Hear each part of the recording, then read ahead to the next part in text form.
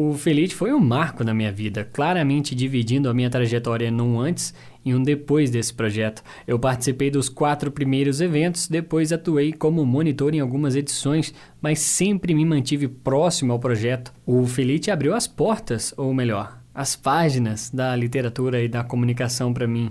Eu sinto saudade dos encontros, das atividades, das leituras, das vozes dos professores e dos encontros, principalmente com os autores. O Felite me proporcionou a oportunidade de conhecer pessoalmente 2 dos meus autores favoritos, os eternos Ziraldo e Ariano Suassuna.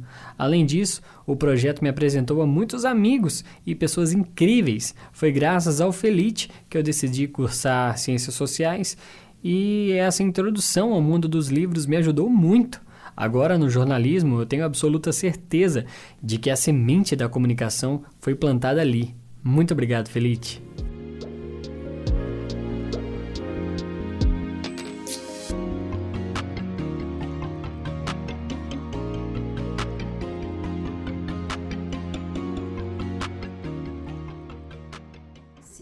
Eu acho que ler é sempre uma forma de compreender o mundo, tá? Se a leitura não te der abertura para você compreender como é que o mundo gira, como é que as coisas acontecem, essa diversidade cultural, de costumes, de tudo quanto há, você não está lendo devidamente. O Guimarães Rosa fala o seguinte, que quando você lê decifrando, mas não é decifrando no sentido de decodificando as coisas, é você decifra os mistérios, aquilo que é desconhecido, você vai entrando em outras camadas.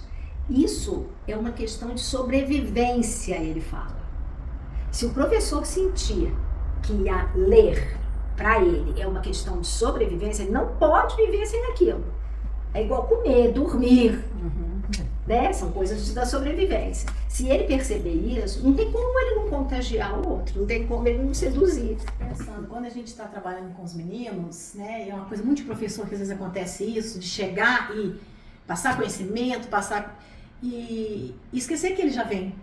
Ele já tem tanta coisa dentro dele, e o professor também tem, né? E de repente ele fica engessado porque ele não pode ser ele. Né? Então, esse momento eu acho muito difícil. Não precisa seguir um padrão, tem que ser assim, quem é você? Né? O que você quer com esses meninos? A escola poda, né? Mas eu acho que a gente tem uns caminhos para isso.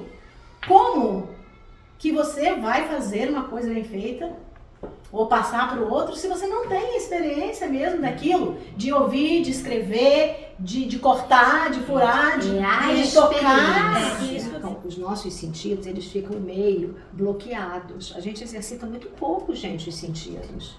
Se você não toca cada um dos seus sentidos, você tá de uma forma qualquer, meio automatizado naquilo, que é a tal da leitura. Você sabe ler, você decodifica o texto, mas até que ponto ele te alcança, ele te atinge? Agora, se ele alcança a sua experiência sensorial, que é uma memória olfativa, uma memória gustativa, né? A gente acha que ler é só saber e compreender aquilo que visualmente está ali, né?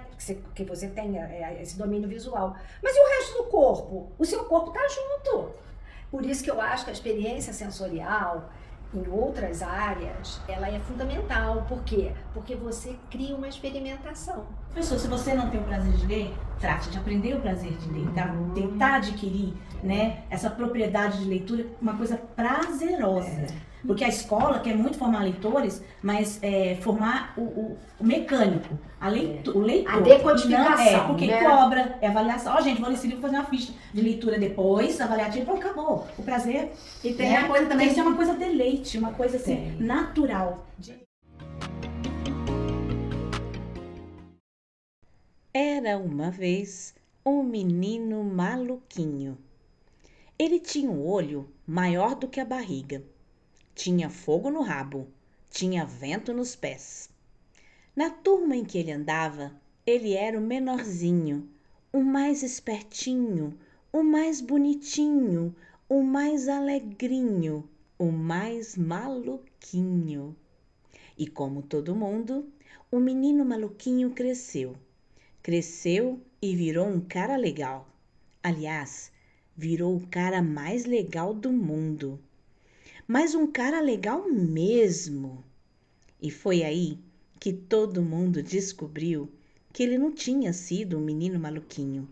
Ele tinha sido, era um menino feliz. O Ziraldo, ele provoca de alguma forma desobediência, tá? Então, os textos dele, a gente encontra isso em todos eles, todos, não tem nenhum que seja um texto que Conformismo. valorize o Aceitação, tradicional, assim. a aceitação, a submissão, de jeito nenhum. Ele, pelo contrário, o Menino Maluquinho, talvez um dos liames, vamos dizer assim, mais importantes desse livro, é a construção da autonomia desse menino.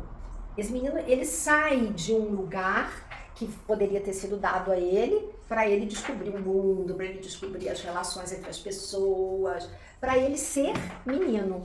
E quando você fala do Ziraldo, acho que tem que ter um pensamento tão forte nesse sentido da imagem da palavra, porque senão você mata a obra dele. Se você lê sem essa emoção e você não demonstra, né, que o traço dele tem um traço que é sedutor, você destrói a obra dele e a pessoa não vai ler outra. Mas se você seduz e mostra, por exemplo, no caso tanto aqui do Tererê como no Maluquinho, o traço tem a criança ali presente. É verdade. Então isso é importantíssimo para ele segurar e seduzir o leitor. Né? Então eu acho que... E para ele também instigar a infância Sim. que existe em cada um de nós.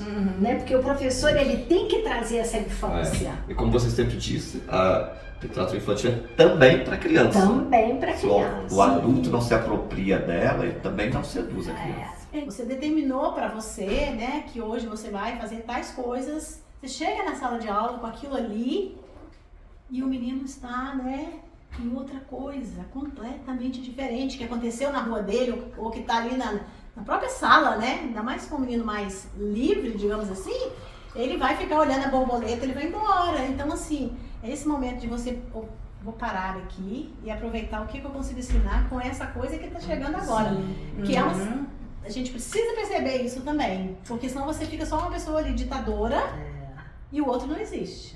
Então isso daí é uma questão de percepção e você também vai conseguir perceber o outro só se você também se conhecer, se perceber. O professor, para ele ser esse provocador, se apropriar-se de situações que acontecem na sala de aula, que foge do plano, né, como a borboleta que passou por ali, ele precisa ser um professor leitor, porque ao ler você vai se apropriar de inventividades para você criar formas diferentes de ensinar. Então, é essencial que o professor seja um leitor para si primeiro, não um leitor com o objetivo de ensinar, mas um leitor que se apropria do livro para que ele possa ter a inventividade de se aproveitar dos instantes da sua aula e não ficar preso apenas no plano. Quanto mais cedo uma criança ouve histórias, mais oportunidades terá para desenvolver novas concepções, construções dos sentidos, senso crítico, lógica, hipóteses do pensamento, conexão com as suas próprias emoções e além do exercício da criatividade e imaginação. Ouvindo uma história, a criança visualiza situações e contextos do imaginário que o contador de história a convida a vivenciar, o que lhe dará mais tarde suporte para desenvolver a capacidade de compreender a si mesma e lidar com as situações mais complexas da realidade. Uma história lida de um livro, também podemos perceber essas mesmas sensações, desde que seja uma leitura que transmita as emoções da história, com uma boa entonação e tonalidade de voz coerentes. Uma leitura que expresse através da voz todos os sentidos da história. Enfim, uma leitura sedutora. Quando um adulto lê um livro, seja um romance, uma ficção, uma crônica, faz na sua mente todo o cenário do que está lendo. As paisagens, as características dos personagens, os aromas, as músicas. Imaginamos até uma trilha sonora, dependendo do momento que se passa. As emoções de medo, raiva, alegria, suspense, euforia. A criança, quando escuta uma história dentro do seu contexto, sente as mesmas coisas. Todas as emoções. Constrói o seu imaginário, seu cenário, seus sentidos. E quando ela aprender a ler, vai procurar no livro lido as mesmas emoções vividas, porém agora de forma independente, com autonomia. Ela consegue agora viajar sozinha nas asas das palavras e ir para onde for possível imaginar. Adquire, assim, o prazer na leitura. A leitura em voz alta tem uma importância fundamental em sala de aula, seja qual for a faixa etária. É comum professores não ter essa prática, ou porque os alunos já têm a aquisição da leitura como uma habilidade já desenvolvida e acham desnecessária essa prática, ou o que é mais desafiante. Ler em voz alta é transferir os seus sentimentos, o seu afeto, para aquilo que estão lendo, e então preferem neutralizar a leitura. E aí fica entediante. Leitura em voz alta precisa ser trabalhada e, principalmente, praticada. É prazeroso ouvir alguém lendo pra gente, com vivacidade, com afeto. A leitura silenciosa dá movimento às palavras e frases aglomeradas nas páginas de um livro. Já a leitura em voz alta dá vida às palavras e frases que parecem mortas impressas numa folha de papel. Elas precisam de vitalidade, que está na força da oralidade. Lembrando que somente transmitimos, convencemos e ensinamos aquilo que nos apropriamos. Você só demonstra prazer na leitura se você tem também vivência desse prazer. Ninguém consegue dar aquilo que não tem. O celular, as coisas rápidas, você é rápido nisso aqui, né? Você às vezes nem digita o texto, você prefere gravar o áudio, né? Então você se torna tão imediatista que o encantamento da leitura precisa ser trabalhado. Senão nós vamos nos perder para essa máquina. As pessoas estão se distanciando tanto do livro, né, e ela precisa resgatar isso, porque o livro tem lugar dentro da construção de vida das pessoas. Da construção de vida, na verdade, de humanidade. A humanidade A humanidade ela é construída em cima da contação de histórias. É uma gama de informação muito grande, milhões de informações que a gente recebe por minuto, e também a velocidade, né? É muito rápido. A gente não tem paciência de escutar um áudio, tu coloca lá na velocidade, a gente inventar de aumentar o áudio, né? E isso é diferente totalmente da vibração do livro. O livro tem um tempo assim diferente, e isso que a gente tem que trazer para as crianças de volta, né? Tirar dessa velocidade e trazer para a velocidade das emoções, que são ondas, né? Ora uma emoção muito forte, a outra mais triste, a outra mais sombria, a outra mais leve, a outra mais eufórica, a outra tem um medo, tem um suspense. Precisa trazer essa variação de emoção para ele, né? A tecnologia está trazendo isso uma coisa assim linear, rápida e substancial. Antigamente a gente entendia que existia o autor, a obra, o leitor, né? A nova teoria da leitura, ela não coloca dessa forma. Ela coloca que existe o autor, a obra e o autor. O último, que seria o leitor, ele se torna autor.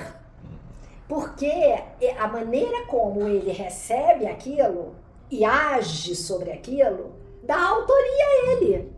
Dá a ele a condição de ser também proprietário daquela expressão, vamos dizer assim. Você fez eu lembrar de uma coisa. Nossa, que bacana. Não é fantástico isso? Sim, pode soltar a minha mão que eu ando do meu jeito mesmo. Esse negócio mexe tanto comigo, porque quando a gente está falando aqui, eu penso, o professor, você tem que dar um norte para o aluno, realmente. Mas ele vai andar do jeito dele. Vai. Né? Então, assim, se a gente tem esse papel, olha, tem um caminho aqui, né? Tem todas as suas as coisas ali nesse caminho e tal, mas você pode andar tem do esse seu material, jeito, né? Do jeito que você consegue andar, do jeito que você se sente bem, né? De deixar ele confortável para ser ele.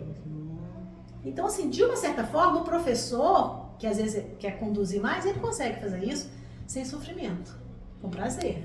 Nós nos encantamos em ouvir o som das palavras. A senhora falou do Guimarães Rosa, eu me lembrei que o Guimarães Rosa a gente gosta de ler em voz alta porque tem uma sonoridade. O som das palavras nas nossas histórias, ela mexe com as emoções e você alça voos, né, e sai do seu lugar. O professor que conta histórias, ele não conta histórias só para falar de uma narrativa.